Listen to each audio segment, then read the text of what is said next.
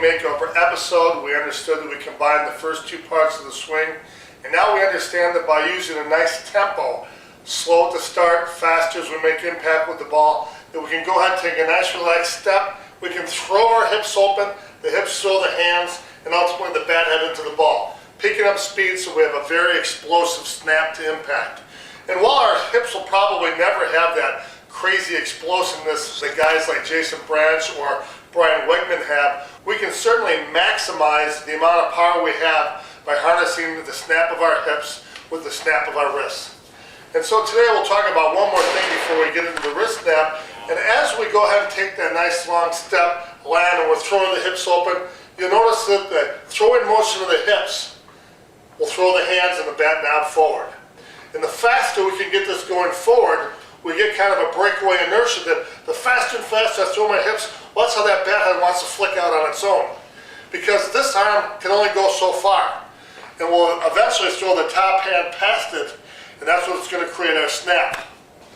And ultimately, the faster we can get this breakaway inertia going, the faster we can throw that at a level to slightly up angle, the easier it is for the muscles of our wrists and our forearms, which aren't that big compared to our hips and our legs, the easier they can simply take that force of the bat going forward like a spear, and they just redirect the direction of the bat head so that it goes from following to snapping out in front. Very explosive motion. And you'll snap your wrists and your hips together, and you'll still have all the power of the hips driving the throwing of the bat head at the moment of impact. And that's the way you have good consistency and power.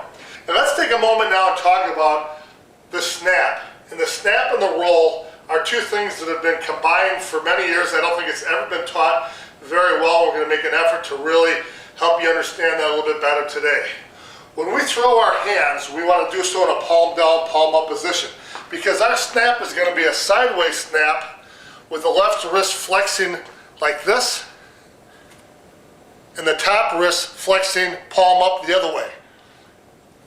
And when you snap them together, when the hands are being thrown forward, you get that breakaway inertia we talked about. When they go forward, all they do is snap against one another to direct the bat head from a lag back to impact in one frame. All that while, the hips are still throwing and finishing their throwing motion open. They're throwing in a rotation around. And within that rotation, we get a secondary rotation of the wrist snap, like there's a pivot at our wrist. We get a snap within there that gives you a second level of bat speed. That's why small guys and pros can hit with so much power, so much more than anybody who's just using their upper body or legs alone. Notice the left wrist can only go about this far before it snaps to an abrupt stop. And that abruptly brings the bat head here. We can actually feel it snap. With the snap of the hips, we can actually feel that. The top hand, though, can go farther. The top wrist can go farther. And notice when I flex my top wrist, it straightens out my arm, gives me arm extension. They work together.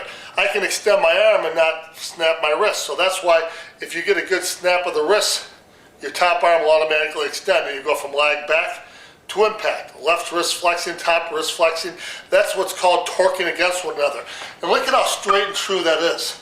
When you snap your wrists together, it's at a nice straight line right there, level to slightly up.